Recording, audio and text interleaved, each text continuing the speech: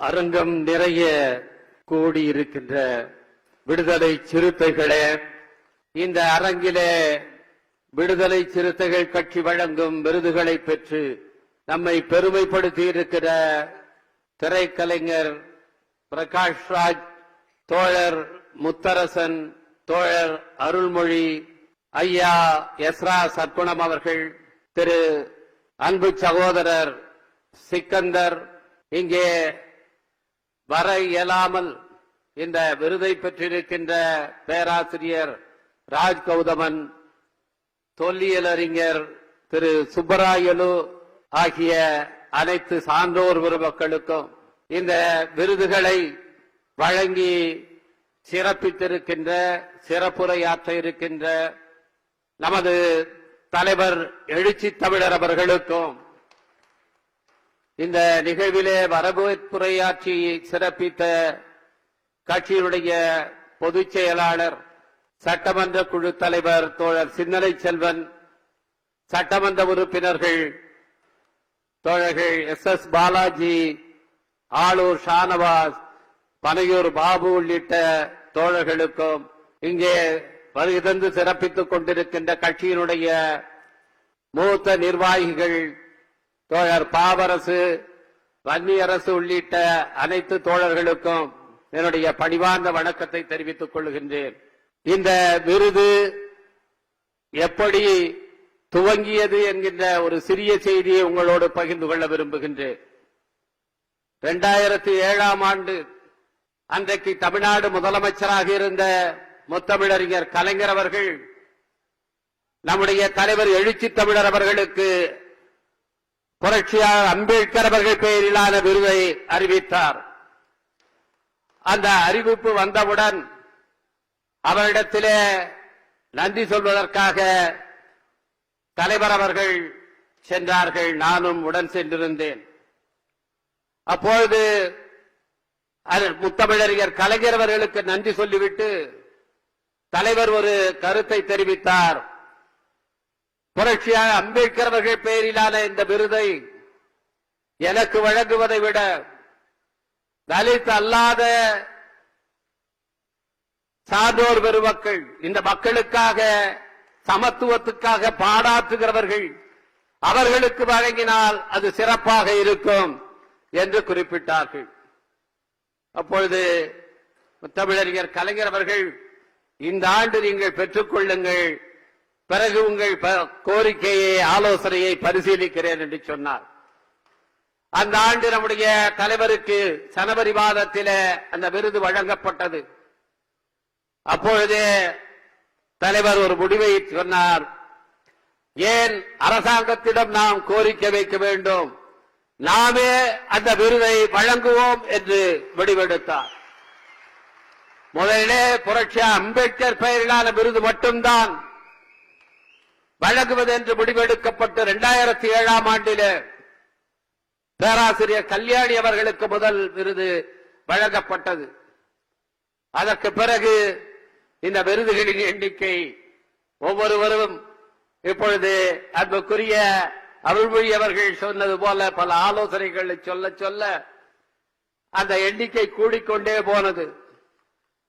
நானும் என் பங்குக்கு அயோத்திதாசர் பெயரிலே விருது வழங்குகள் என்ற ஒரு கோரிக்கையை வைத்து அதையும் அதிலே சேர்த்து விட்டேன். இன்றைக்கு 7 விருதுகள் வழங்கப்படுகின்றன.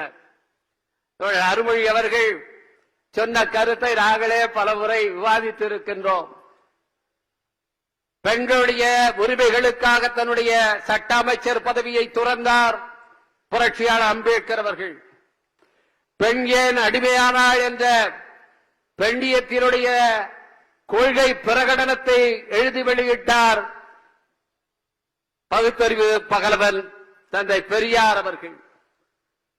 அவர்கள் பெயராலே விருதுகள் அளிக்கப்படுகிறது என்றாலும் கூட பெண்களை நேரடியாக நீங்கள் அதனால் கௌரவித்தீர்கள் என்று நாங்கள் கருத மாட்டோம் என்று இன்னைக்கு அருள்மொழி அவர்கள் சொல்கிறார்கள். அது ஏற்கத்தக்க உண்மை. ஒவ்வொரு ஆண்டும் பெண்களுக்கு விருதுகள் வழங்கப்படுகின்றன என்றாலும் பெண்களின் பெயராலும் அந்த விருதுகள் வழங்கப்பட வேண்டும் என்ற அந்த கோரிக்கை ஒரு சனநாயக கோரிக்கை. இன்றைக்கு இந்தியாவிலே விடுதலை சிறுத்தைகள் கட்சி ஒரு மிகப்பெரிய கட்சியாக இல்லாமல் இருக்கலாம். ஆனால் பல கட்சிகளுக்கு வழிகாட்டுகிற முன்னுதாரணத்தை படைக்கிற கட்சியாக இந்த கட்சி இருக்கிறது என்பதை நான் பெருமையோடு இங்கே சொல்லிக் கொள்ள விரும்புகின்றேன். இன்றைக்கு கட்சியினுடைய மாவட்ட செயலாளர்கள் பொறுப்புகள் புதிதாக நியமிக்கப்பட்டன. தலைவர் எழுச்சி தமிழர் அவர்கள் முதலிலே மாவட்ட செயலாளர் பொறுப்பில் பெண்களுக்கு இடஒதுக்கீட்டை அளித்து இன்றைக்கு 10% அவர்களுக்கு அதிலே வழங்கி, அது போதுமானதல்ல, 50 விழுக்காடு அவர்களுக்கு வழங்க வேண்டும். ஆனால் துவக்கமாக இன்றைக்கு இந்தியாவிலேயே பெண்களுக்கு மாவட்ட செயலாளர் பொறுப்பில் இடஒதுக்கீட்டை பெண்களுக்கு வழங்குகிற ஒரே கட்சி விடுதலை சிறுத்தைகள் கட்சி என்பதை நான் பெருமையோடு சொல்லிக் கொள்கின்றேன். அந்த முடிவை எடுத்து அதை செயல்படுத்தி காட்டியவர் நம்முடைய தலைவர் எழுச்சி தமிழர் அவர்கள். நிச்சயமாக இந்த கோரிக்கையையும் பரிசீலிப்பார் என்று நான் திடமாக நம்புகின்றேன். அன்புக்குரியவர்களே, ஏன் தலித் அல்லாதவருக்கு புரட்சியாளர் அம்பேத்கர் பெயரிலே விருது அளிக்க வேண்டும் என்ற கேள்வி முக்கியமானது. புரட்சியாளர் அம்பேத்கர் அவர்கள் தன்னுடைய சட்ட அமைச்சர் பதவியை துறந்துவிட்டு 1954 ஆண்டிலே மாநிலங்களவை உறுப்பினராக தொடர்ந்து கொண்டிருந்த நேரத்திலே ஒரு சட்டம் வந்தது, தீண்டாமை தொடர்பாக இயற்றப்பட்ட சட்டம். அதிலே பேசுகிற நேரத்திலே அம்பேத்கர் சொன்னார், அரசமைப்பு சட்டத்துடைய பிரிவு 13 வந்ததற்கு பிறகு சமத்துவம் என்பது நிலைநாட்டப்பட்டிருக்கிறது.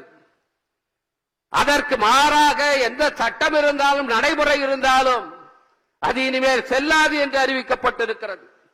அப்படி அறிவிக்கப்பட்டு விட்டதாலேயே இதற்கு முன்பு சமத்துவத்துக்கு எதிராக இருந்த சட்டங்கள் செல்லாமல் போய்விட்டன என்று நாம் சும்மா இருந்துவிடக் கூடாது.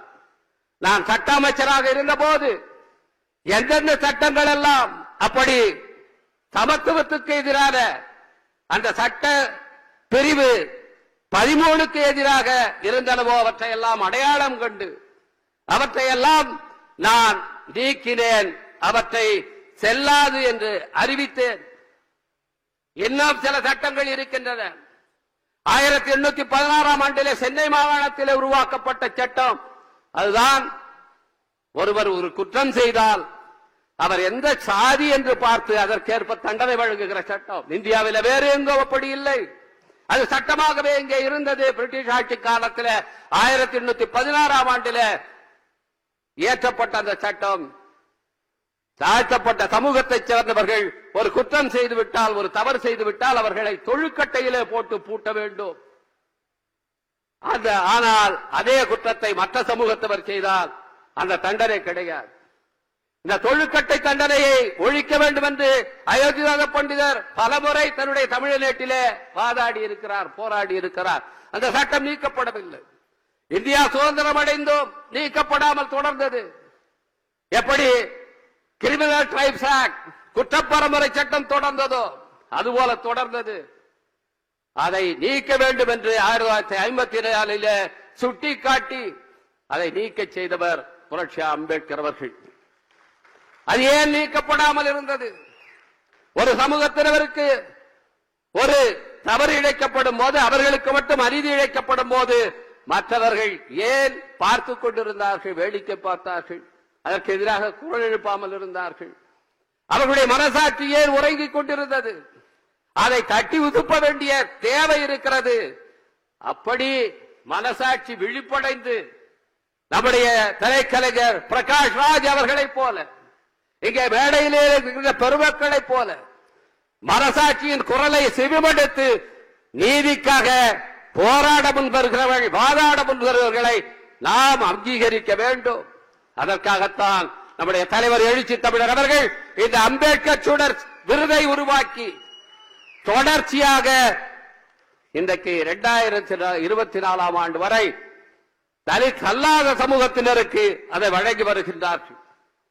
இன்றைக்கும் என்ன நடக்கிறது? ஒரு நீதி அரசர் ஒரு தீர்ப்பு அளிக்கிறார். இப்பொழுது நாட்டிலே பிராமணர்கள் சாப்பிட்டு போட்ட எச்சியல் இலையில பட்டியல் சமூகத்து மக்கள் மற்ற பிற்படுத்தப்பட்ட மக்கள் போய் படுத்து உருள வேண்டும். அப்படி உருண்டால் உங்களுக்கு புண்ணியம் கிடைக்கும் என்ற ஒரு நடைமுறை இந்த நாட்டில் இருந்தது. 2015ஆம் ஆண்டில் நீதியரசராக இருந்த திரு மணிக்குமார் அவர்களும் இன்னொரு நீதியரசரும் சேர்ந்த அமர்வு அது தொடர்பான வழக்கிலே தீர்ப்பளித்து அந்த நடைமுறையை ரத்து செய்தார்கள், தடை செய்தார்கள். இன்றைக்கு மீண்டும் அது அடிப்படை உரிமை. அப்படி புரள்வது ஒருவருடைய அடிப்படை உரிமை. அது மதத்தினுடைய அங்கமாக இருக்கிறது. எனவே அந்த முறையை திரும்பவும் நடைமுறைப்படுத்த வேண்டும் என்று சொல்லி மீண்டும் இதே தமிழ்நாட்டிலே எச்சில் இலையிலே பிராமணர்கள் சாப்பிட்டு விட்டு போட்ட எச்சில் இலையிலே மற்றவர்கள் படுத்து புரள வேண்டும் என்று நீதியரசர் இன்றைக்கு தீர்ப்பளிக்கிறார். அண்மையிலே மோகன் கோபால் என்கிற மிக புகழ்பெற்ற வழக்கறிஞர் ஒரு கருத்தை தெரிவித்தார். அரசமைப்பு சட்டத்தை ஒழித்து விடுவார்கள் என்று நாம் சொல்லுகிறோம். அதை ஏதோ அழித்துவிட்டு வேற ஒன்றே கொண்டு வருவார்கள் என்று நாம் எதிர்பார்த்துக் கொண்டிருக்க வேண்டாம். அரசமைப்பு சட்டத்தை அவர் ஒழிப்பார்கள்.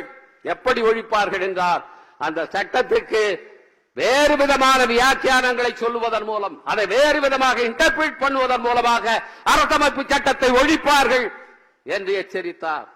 இன்றைக்கு எந்த பிரிவு 13 அடிப்படையில் புரட்சி அம்பேத்கர் வாதிட்டாரோ, எந்த அரசமைப்பு சட்டத்தின் மூலமாக இந்த நாட்டிலே அனைவரும் சமம் என்று ஆக்கினாரோ, அரசியல் சமத்துவத்தை உருவாக்கினாரோ, அந்த அரசமைப்பு சட்டத்தினுடைய அடிப்படை உரிமைகள் என்கின்ற விதியையே பயன்படுத்தி இந்த நீதியரசர் இன்றைக்கு இந்த தீர்ப்பை வழங்குகிறார். எவ்வளவு பெரிய ஆபத்தான நிலையில இந்த நாடு இருக்கிறது. இன்றைக்கு ஏன் இதை எதிர்த்து ஒரு பொது சமூகம் கொதித்தெழவில்லை? தமிழ் சமூகம் சனாதனத்துக்கு எதிரானது, சமூக நீதிக்கானது என்றெல்லாம் பெருமை பேசுகிற நாம் இதை மனசாட்சியோடு எண்ணி பார்க்க வேண்டியவர்களாக இருக்கின்றோம். அத்தகைய மனசாட்சி கொண்டவர்கள் தான் இன்றைக்கு இருக்கிறார்கள். இதை எதிர்த்து குரல் கொடுத்திருக்கிறார் நம்முடைய ஆசிரியர் ஐயா அவர்கள். என்றைக்கும் சமூக நீதிக்கு எதிரான ஒரு செயல் நடைபெறுவது என்றால் முதலிலே கண்டித்து குரல் எழுப்புகிற இடமாக பெரியார் திடல் இன்றைக்கும் இருக்கிறது. அது நமக்கு மகிழ்ச்சி. ஆனாலும் எல்லோருமே எதிர்த்து பேச வேண்டிய நேரம் இது. இதிலே நாம் மௌனம் காக்க கூடாது. அதைத்தான் வெளிப்புற பேசுகிற நம்முடைய திரைக்கலைஞர் பிரகாஷ் ராஜ் அவர்கள் இன்றைக்கு நமக்கெல்லாம் சொல்லிக் கொண்டிருக்கின்றார். அவர் கட்சியைச் சேர்ந்தவர் இல்லை, ஆனால் எடுத்திருக்கிற அந்த நிலைப்பாடு ஒரு அரசியல்வாதியுடைய நிலைப்பாட்டை விட துணிச்சலானது. அதனால்தான் நம்முடைய தலைவர் அவர்கள் இந்த ஆண்டு அவரை தேர்ந்தெடுக்க வேண்டும் என்று சொன்னார்கள்.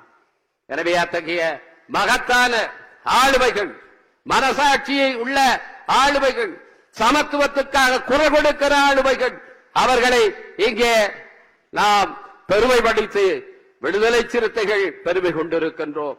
அவர்களுக்கெல்லாம் என்னுடைய வாழ்த்துக்களை, பாராட்டுக்களை, வணக்கங்களை தெரிவித்து எனக்கு பேச வாய்ப்பளித்த தலைவர் எழுச்சி தமிழர் அவர்களுக்கு நன்றி கூறி அமைகிறேன். வணக்கம்.